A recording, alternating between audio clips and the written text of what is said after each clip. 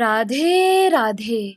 मेरा नाम है निकिता शर्मा और आप सभी का स्वागत है श्रीमद् भागवत गीता की इस श्रृंखला में।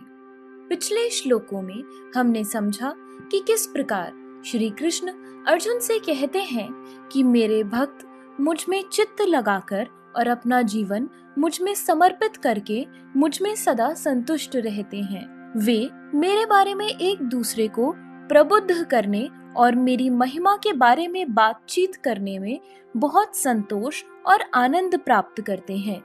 जिनके मन प्रेममयी भक्ति में हमेशा मेरे साथ जुड़े रहते हैं, मैं उन्हें दिव्य ज्ञान देता हूँ जिससे वे मुझे प्राप्त कर सकते हैं। चलिए आज बढ़ते हैं अगले श्लोकों की ओर। श्रीमद् भागवत गीता के 10वें अध्याय के 11वें श्लोक में कहा गया है, तेषामेवानुकंपार्थ महमज्ञानजं तमः नाशयाम्यात्म भावस्थो ज्ञान दीपेन भास्वतः। अर्थात मैं उन पर विशेष कृपा करने के हेतु उनके हृदय में वास करते हुए ज्ञान के प्रकाशमान दीपक के द्वारा अज्ञान जन्य अंधकार को दूर करता हूँ। जब भगवान चैतन्य बनारस में हरे कृष्ण महामंत्र के कीर्तन का प्रवर्तन कर रहे थे तो हजारों लोग उनका अनुसरण कर रहे थे।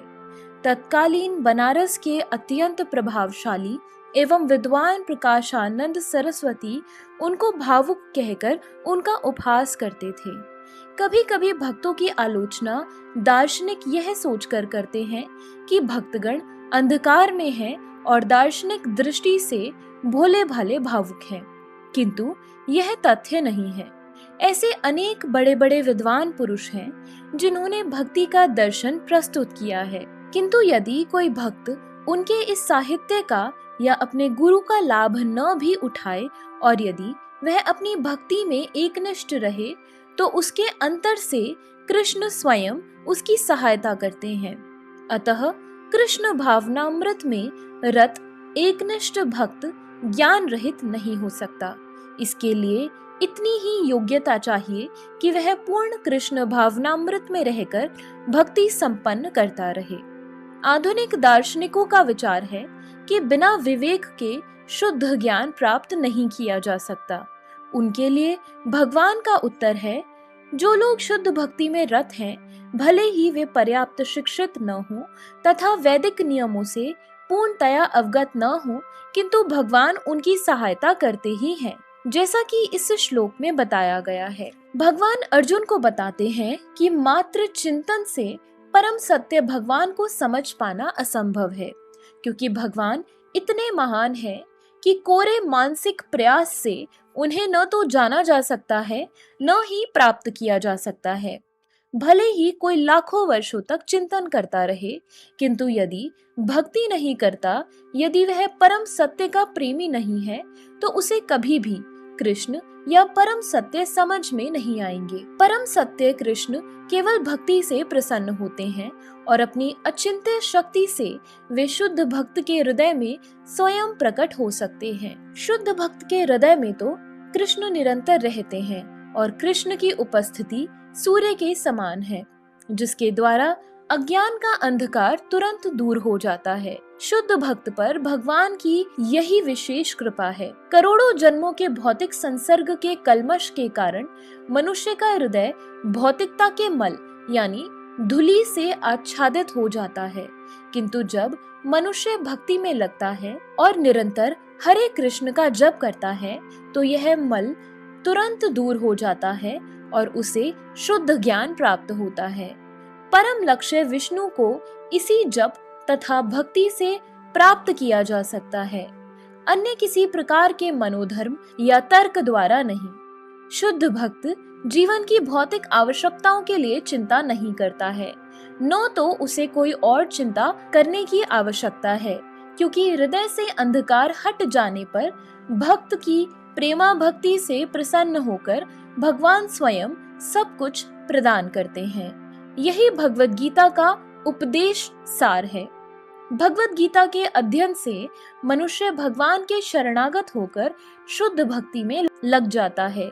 जैसा कि भगवान अपने ऊपर भार ले लेते हैं, मनुष्य सारे भौतिक प्रयासों से मुक्त हो जाता है। 12वें और 13वें श्लोक में अर्जुन श्री भगवान से कहता है, परम ब्रह्म परम धाम पवित्रम परमम भवान पुरुषम शाश्वतम दिव्यमादिदेवमजं विभूम आहुस्त्वा मृष्यः सर्वे देवर्षिर्नारदस्तथा असितो देवलो व्यासः स्वयं चैव ब्रवीषि में। अर्थात अर्जुन ने कहा, आप परम भगवान, परम धाम, परम पवित्र, परम सत्य हैं।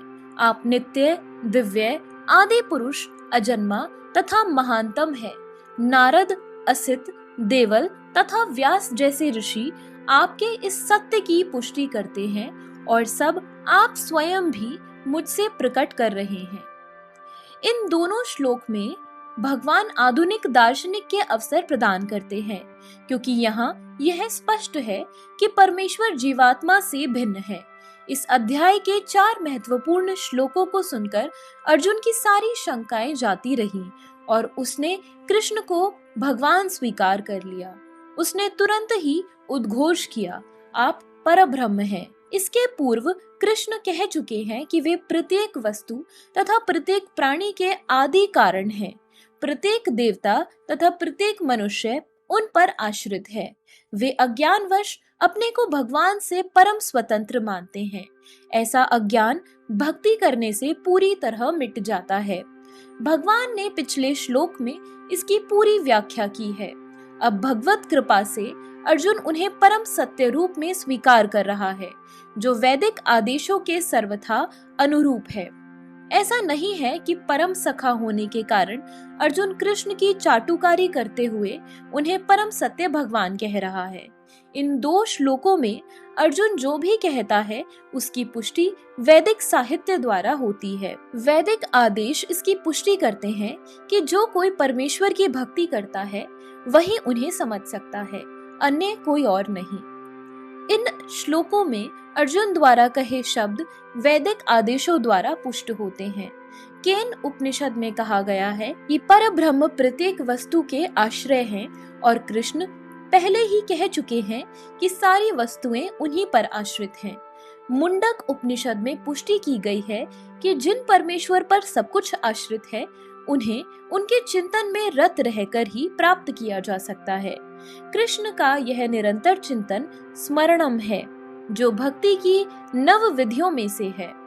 भक्ति के द्वारा ही मनुष्य कृष्ण की स्थिति को समझ सकता है और इस भौतिक देह से छुटकारा पा सकता है। वेदों में परमेश्वर को परम पवित्र माना गया है। जो व्यक्ति कृष्ण को परम पवित्र मानता है वह समस्त पाप कर्मों से शुद्ध हो जाता है। भगवान की शरण में गए बिना पाप कर्मों से शुद्धि नहीं हो पाती। अर्जुन द्वारा कृष्ण को परम पवित्र मानना वेद सम्मत है। इसकी पुष्टि नारद आदि ऋषियों द्वारा भी हुई है। कृष्ण भगवान है और मनुष्य को चाहिए कि वह निरंतर उनका ध्यान करते हुए उनसे दिव्य संबंध स्थापित करे। वे परम अस्तित्व हैं। वे समस्त शारीरिक आवश्यकताओं तथा जन्म मरण से मुक्त हैं। इसकी पुष्टि अर्जुन ही है, अपितु सारे वेद पुराण तथा इतिहास ग्रंथ करते हैं। इसकी पुष्टि अर्जुन ही नहीं अपितु सारे वेद पुराण तथा इतिहास ग्रंथ करते हैं। सारे वैदिक साहित्य में कृष्ण का ऐसा वर्णन मिलता है कि भगवान स्वयं भी 4थे अध्याय में कहते हैं, यद्यपि मैं अजन्मा हूँ किंतु धर्म की स्थापना के लिए इस पृथ्वी पर प्रकट होता हूँ। वे परम पुरुष हैं, उनका कोई कारण नहीं है, क्योंकि वे समस्त कारणों के कारण हैं और सब कुछ उन्हीं से उद्भूत है। ऐसा पूर्ण ज्ञान केवल भगवत कृपा से प्राप्त होता है। यहाँ पर अर्जुन कृष्ण की कृपा से ही अपने विचार व्यक्त करता है। यदि हम भगवत गीता को समझना चाहते हैं तो हमें इन दोनों श्लोकों के कथनों को स्वीकार करना होगा। यह परंपरा प्रणाली कहलाती है, अर्थात गुरु परंपरा को मानना। परंपरा प्रणाली के बिना भगवत गीता को नहीं समझा जा सकता। यह तथाकथित विद्यालयी शिक्षा द्वारा संभव नहीं है। दुर्भाग्यवश जिन्हें अपनी उच्च शिक्षा का घमंड है, वे वैदिक साहित्य के इतने प्रमाणों के होते हुए भी अपने इस दुराग्रह पर अड़े रहते हैं कि कृष्ण एक सामान्य व्यक्ति है। तो इसी के साथ हमारे आज के श्लोकों की वीडियो समाप्त होती है। अगर आप सभी लोग श्रीमद् भागवत गीता की इस श्रृंखला में हमारे साथ हैं, तो हमें अपने विचार कमेंट सेक्शन में जरूर बताएं और इस वीडियो को अपने परिवारजनों और मित्रगणों के साथ जरूर शेयर करें, ताकि उनके जीवन में इस सुंदर ज्ञान के आगमन के कारण कोई बदलाव हो सके। तो चलिए मिलते हैं अब अगले श्लोकों के साथ एक नई वीडियो में।